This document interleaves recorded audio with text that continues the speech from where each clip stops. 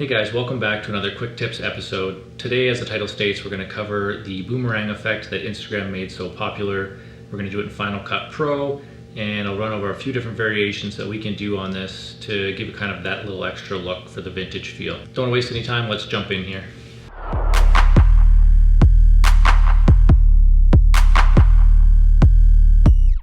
So the first thing we need to do is speed ramp this clip so that it has the boomerang type effect. So we're going to go in just a couple things using B. We're going to split to the razor blade here, chop it about there, chop it about there, and these ones we are going to make about 8 times faster.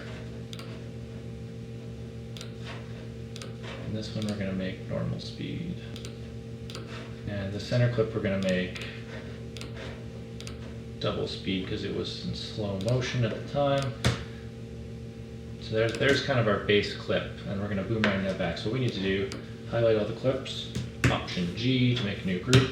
I'll make it a compound clip. Okay, so now that we've got our grouped clip here, we're going to take it, Option, click and drag over, and we've duplicated the clip. Play this through though, it doesn't boomerang because it jumps back to the start. So what we need to do is take this second clip and reverse it. And then what you have is this kind of boomerang feel where it's quick at the beginning, the speed ramp really adds the effect, but it's all really nice and smooth. So right there, you've got your boomerang.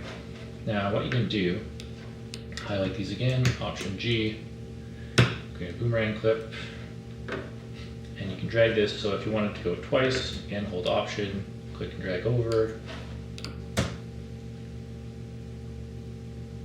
So you got that boomerang feel.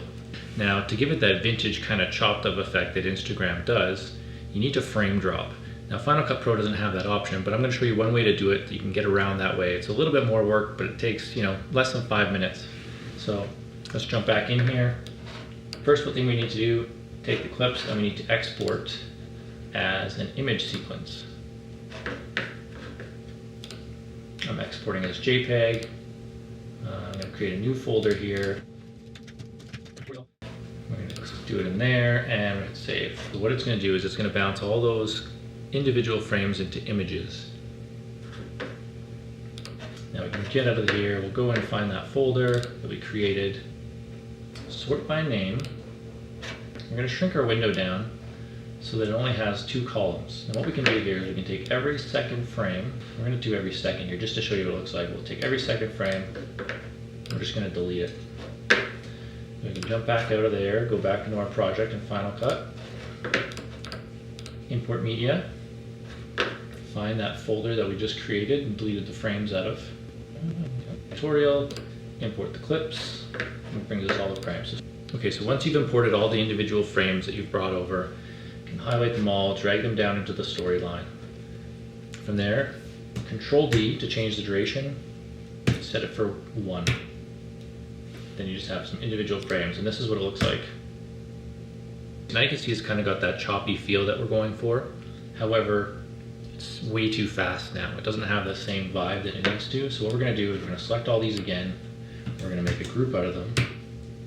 And then we're going to slow the speed down to 50%. So that should do it here.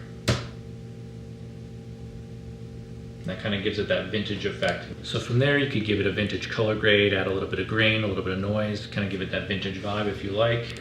Go ahead and do that here maybe. We'll just use the stuff that comes with Final Cut Pro. We won't add anything special. Film grain, there we go. Come and drag that on. Film grain. We're gonna go realistic. Anyways guys, that does it for today's tutorial. If you found it helpful, please hit like, hit subscribe, stick around for more content. I'm hopefully going to be putting these out on a regular basis, and I'd love to see you guys there. Thanks for watching.